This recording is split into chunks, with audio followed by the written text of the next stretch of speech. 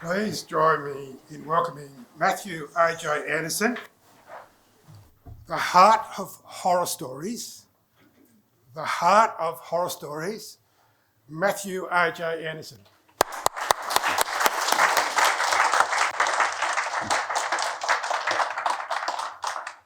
Thank you, Contest Chair. Good morning, fellow Toastmasters and illustrious guests. My name is Matthew A.J. Anderson, and I am a horror author. Written a few short stories out there, still working on the novel.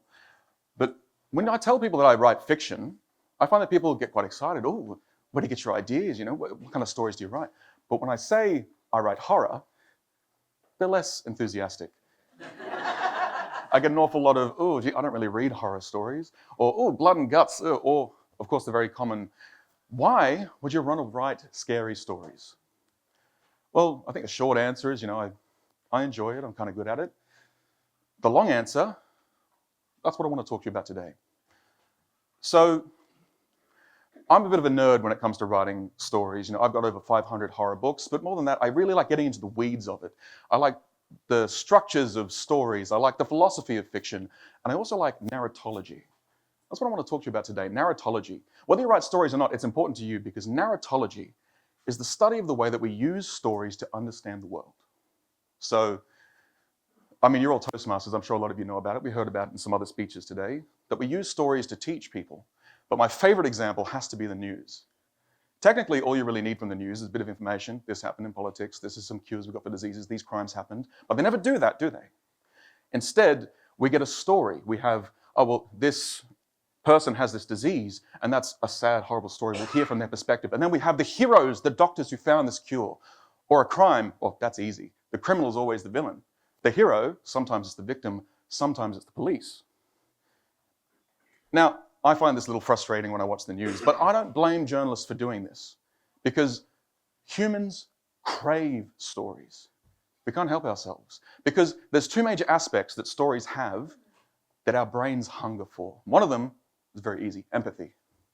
Even the introverts among us need to socialize. We are social butterflies.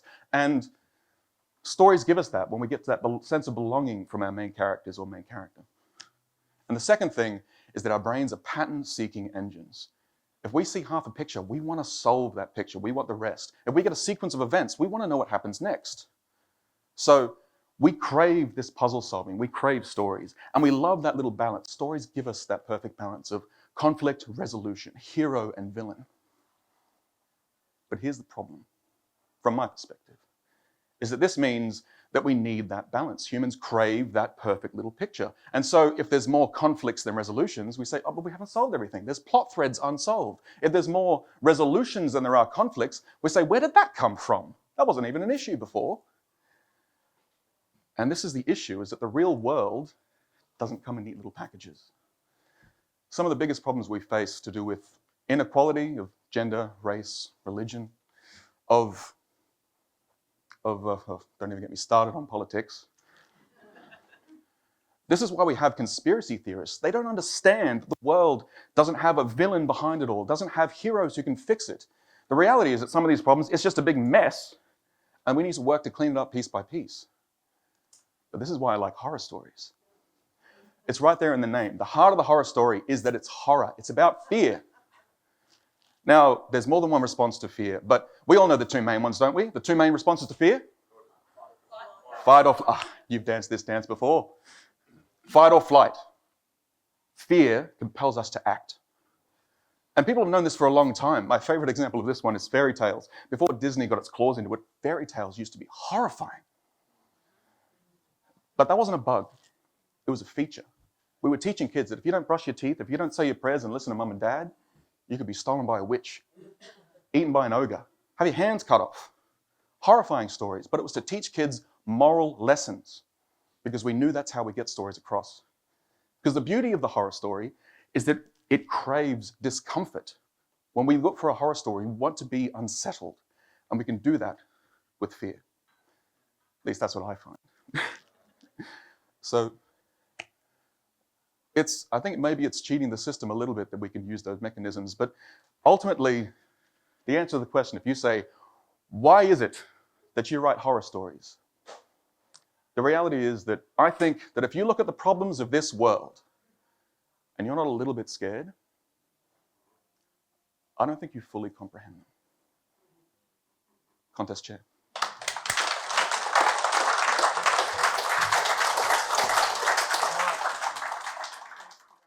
Please join me in welcoming Jackson Green to deliver his evaluation. Thank you, Jackson.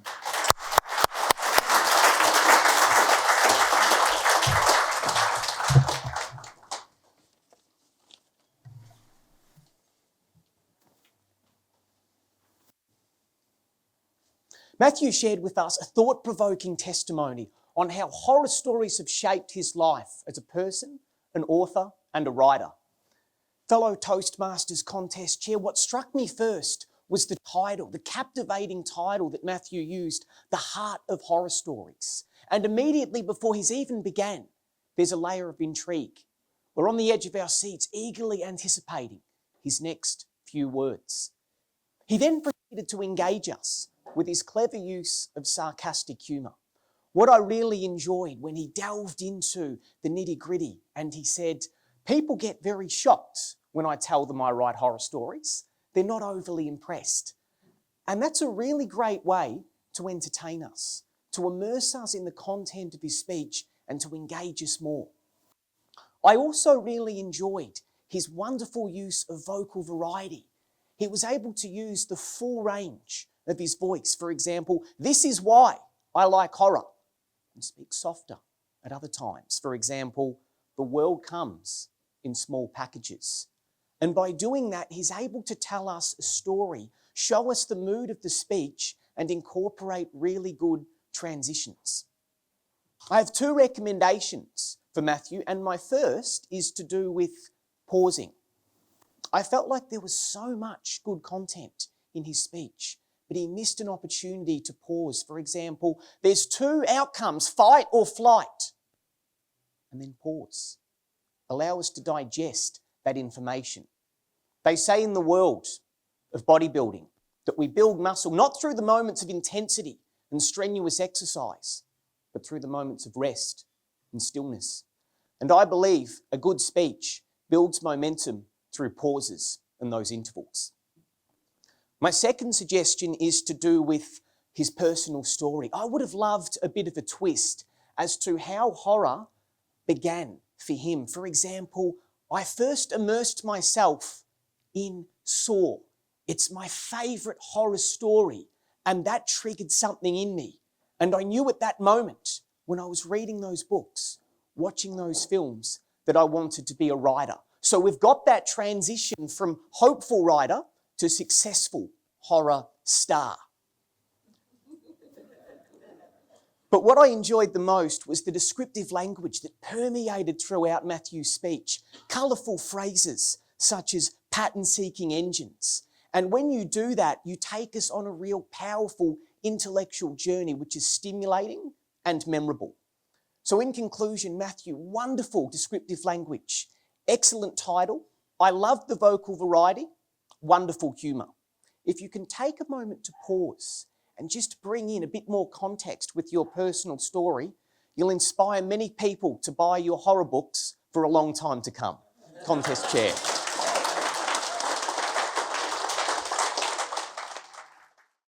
Please join me in welcoming our next contestant, Annie Martin, for her response.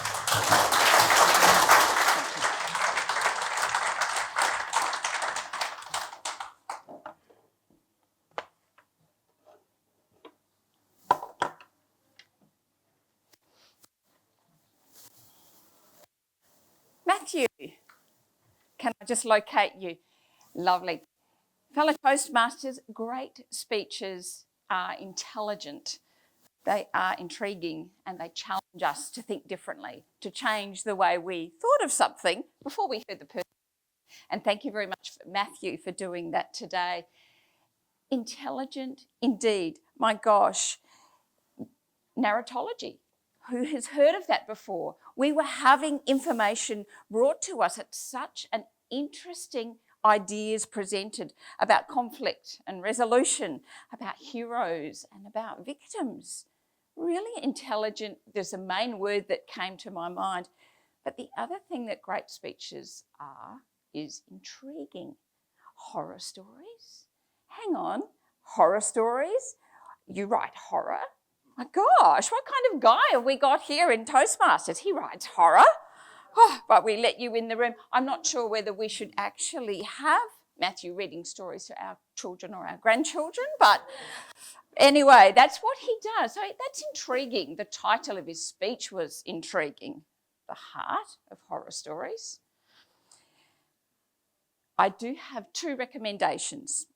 To make this intelligent, intriguing speech more accessible to our audience. And the first is to do with the pace of speech. Now, I can see how intelligent Matthew is. His brain works at that pace. So it's going to be hard. I don't want to just say, speak a bit slower. That's really hard when people think quickly.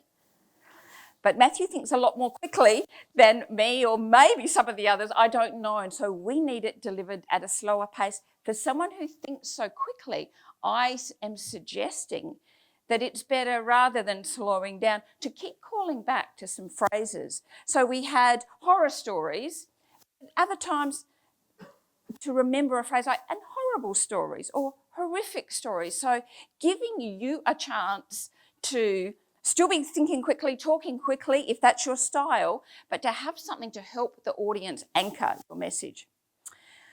I would also suggest the movement is also, again, part of their brain working so beautifully, fast and so intelligently, but that in standing in one pace, which again can be hard, but it may help to slow that. And one of the suggestions doing that really is to just play a video back of yourself and to realise that, and to realise the power sometimes of that stability, and that also gives the audience stability in listening to your message. But the other thing that you did was challenge us in a beautiful way, like challenge us to think about fairy tales. Hang on, what's gone on through the eons? Why have we had them? I love that you did that, and great speeches indeed are intelligent, intriguing and challenging. And that is exactly what we saw today, those 3 wonderful things. If you could work with that energy, work with that pace that you've got, call back to key phrases and learn to ground yourself. My gosh, maybe I will let you read stories to my children. Thank you, Matthew.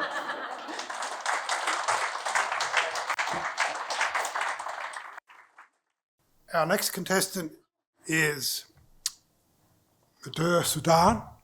Please welcome Madhu. Thank you. Thank you so much.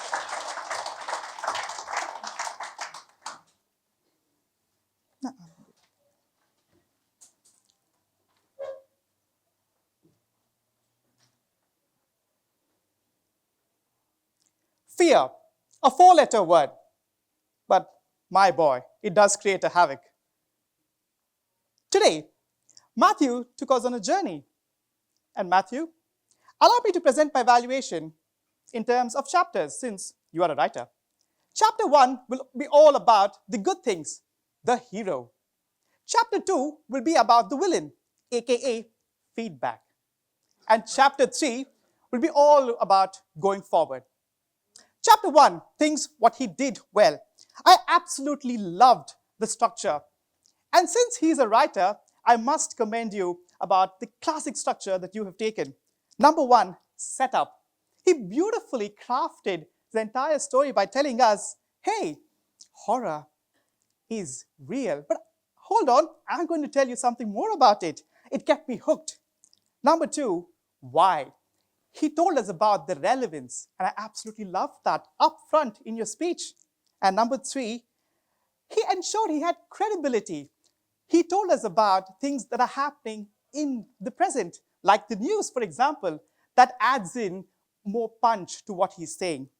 And of course, number 4, you told us about the root cause, which is we all are human beings, and we do have this fear innate in us.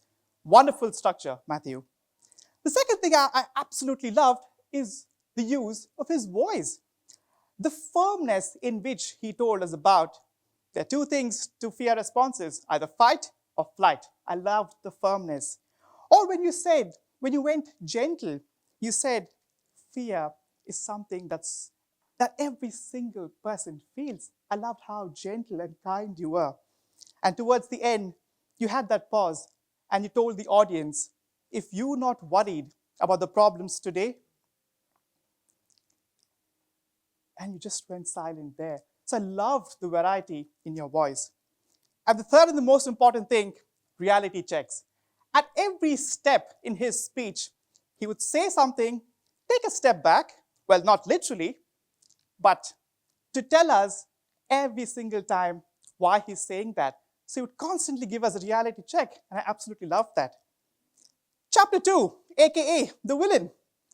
Matthew, I have 3 feedback, but all of it can be summarized into one, which is you write stories, but can you tell a story? And that was something that I wanted you to say.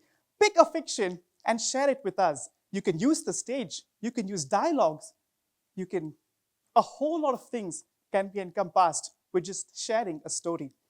Number 2, you also spoke, but towards the end, I would want you to have a call for action. You told us about the 2 things, which is empathy and pattern seeking, but can you give us something to act upon? To encompass the good things, well, structure, vocal variety, reality check. Things to work upon, a story, and call to action. Well, fear means forget everything and run. But today, Matthew, you said fear stands for face everything and rise. Thank you.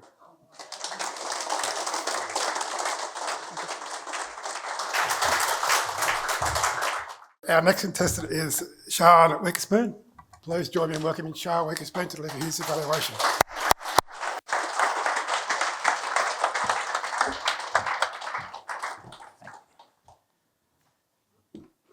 Matthew, if you're a little bit scared, I don't think you understand.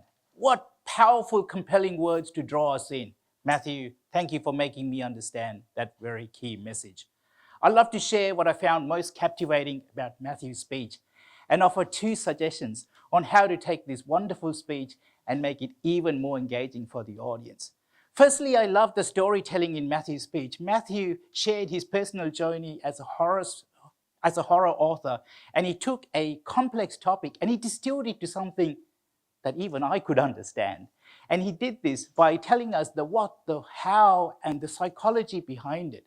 I loved how he demonstrated that and gave us such vivid explanations. He even managed to pepper in some humor about most people not being enthusiastic. I can assure you I was enthusiastic. I also loved Matthew's commanding stage presence. He had visual presence and he had auditory presence. The visual presence with his poise and the auditory presence because his voice projected so wonderfully to engage the audience and keep us compelled into learning more and more. This leads me to my first suggestion.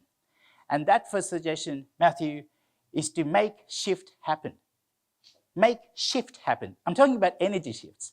I felt that if you graph Matthew's speech, with his vocals, he was consistently about an 8. I would have loved to see Matthew move the energy, particularly as this was a speech about horror, about feeling, to move the energy, to move the audience.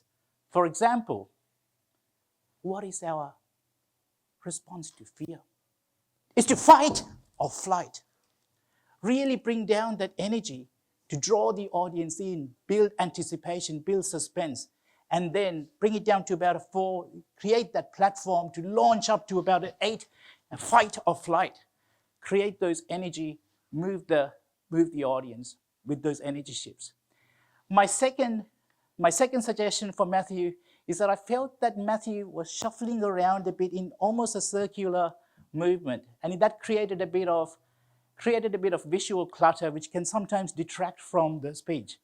My suggestion for Matthew is to use the stage more purposefully. Come to one side, hold your ground, make one part of the statement, move to the other part and make the second part of the speech, and then finally to ground yourself in the middle to finish with a strong conclusion. So to use the stage more purposefully to keep that engagement and stop the audience from being detracted. I loved Matthew's conclusion, that last statement, what a powerful way to draw the audience's mind back to that key message key message about narratology, something I had never heard of before, and now I do. Thank you to Matthew. In summation, wonderful piece of storytelling, a complex subject distilled down, great presence, great conclusion. Take it to the next level by making energy shifts happen to move the audience and use the stage more purposefully. I look forward to your next speech and stories.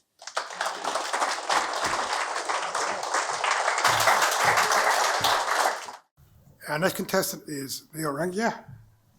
Please welcome Neal to deliver her evaluation. Thank you, Neal.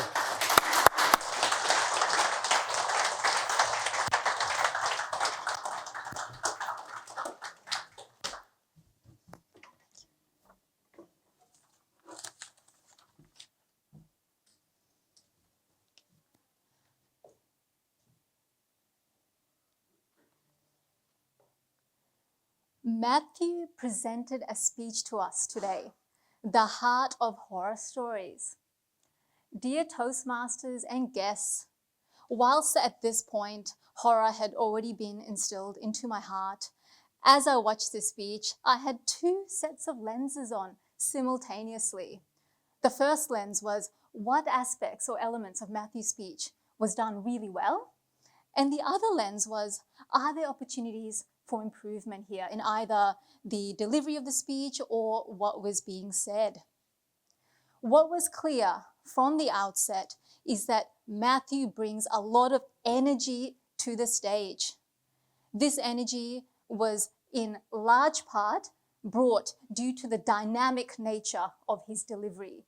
The dynamic nature, the fast-paced talking, the movement across the stage, the hand gestures, the amazing eye contact with the audience. As I watched, it was difficult to look away.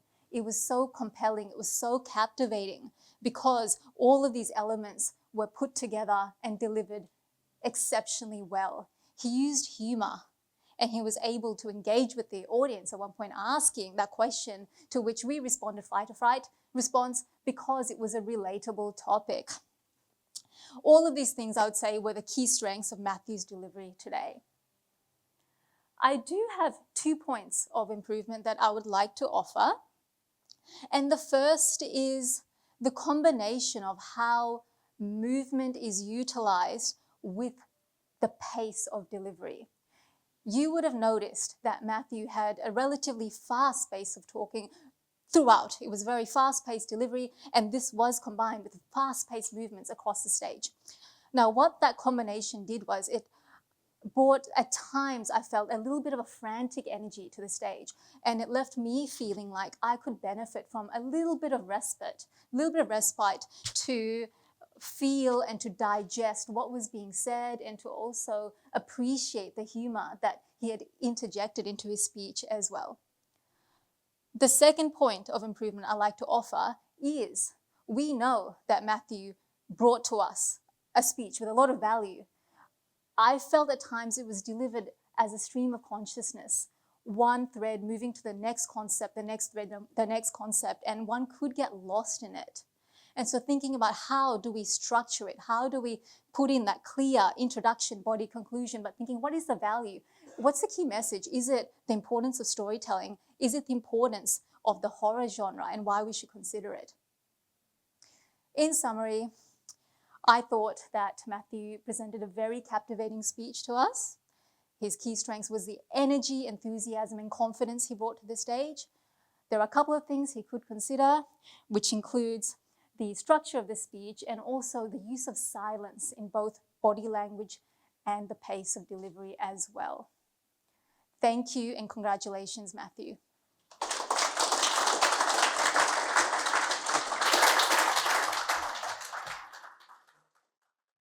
Please join me in welcoming our next contestant, Charles Halloran, for his evaluation. Thank you, Charles. Thanks, Rick.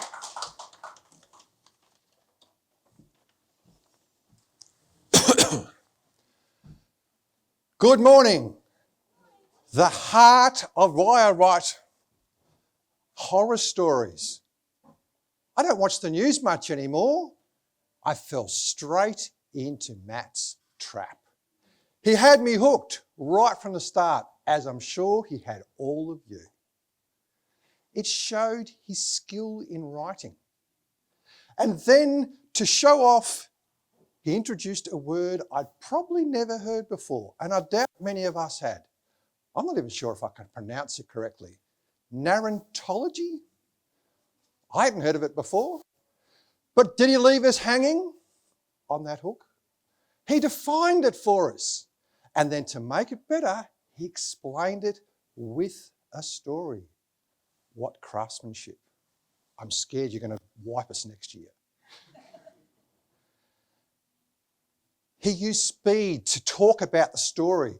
The train was going so fast, I thought it was express all the way to Dandenong. I wanted to pull it up and have a bit of a stop and pause because I was catching so many ideas, trying to formulate them in my mind.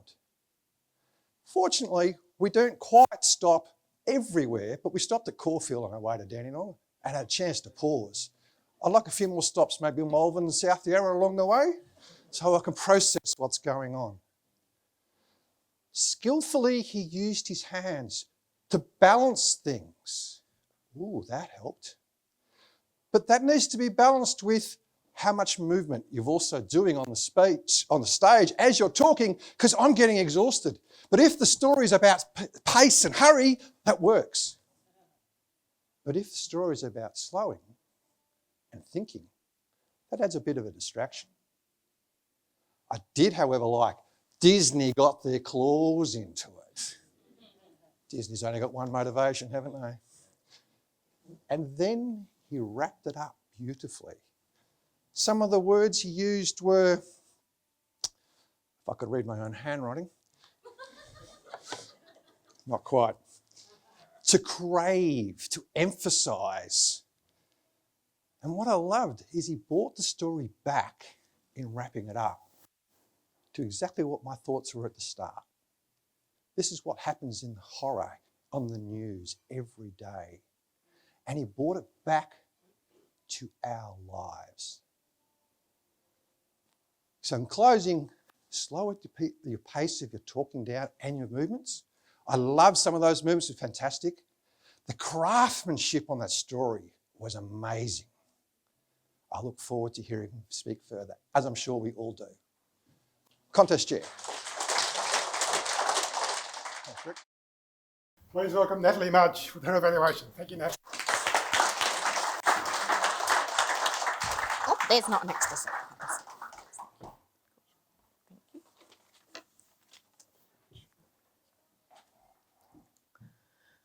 Mr. Contest Chair, fellow Toastmasters and guests.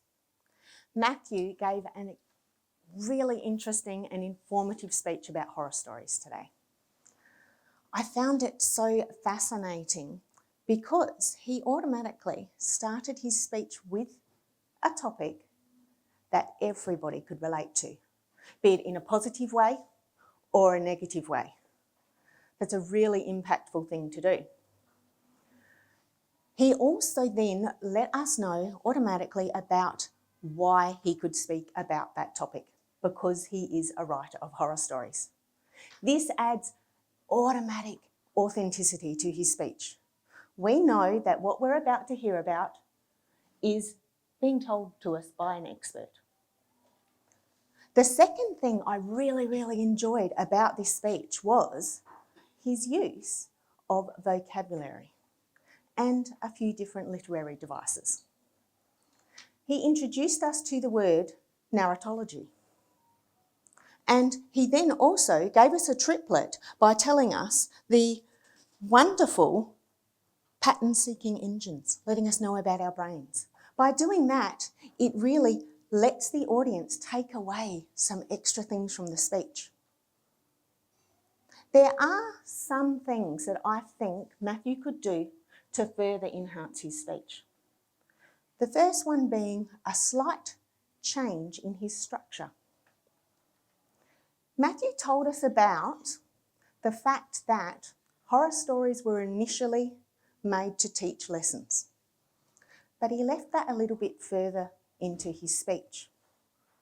What I feel we can do when we're given that good bit of information is place that at the start, just after that moment where he had told us that people often ask him, why on earth would you like to write horror stories?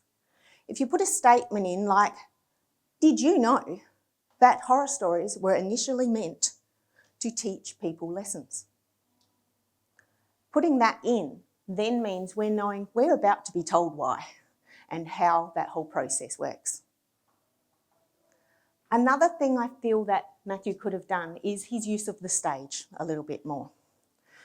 When Matthew first came up and started to talk, there was a lot of quick movements happening, and that can actually be rather distracting to the audience. So I would suggest blocking, making sure that you make your initial points and move through the steps of the stage as you go along. It helps the flow. I also really enjoyed Matthew's use of rhetorical questions in this case. He asked us, what do we do when we're in fear? Then he waited for an answer, a really good method. So if Matthew keeps doing authentic topics and making sure that he uses the stage better, think about your process and your structure, I'm sure that your speeches will continue to be very informative. Mr. Contest Chair. Big round of applause for our third place contestant in our evaluation contest, Shan Weerakoon.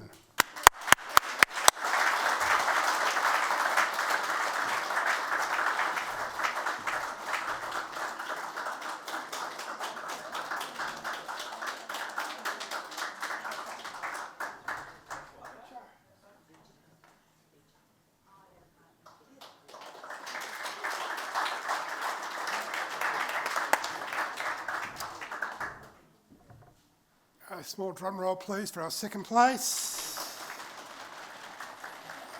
Natalie Mudge.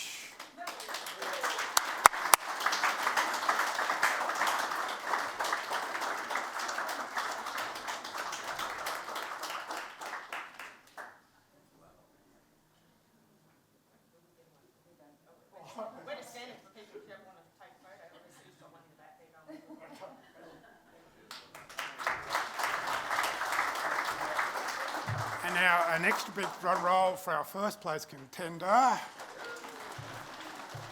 Please welcome Jackson Green.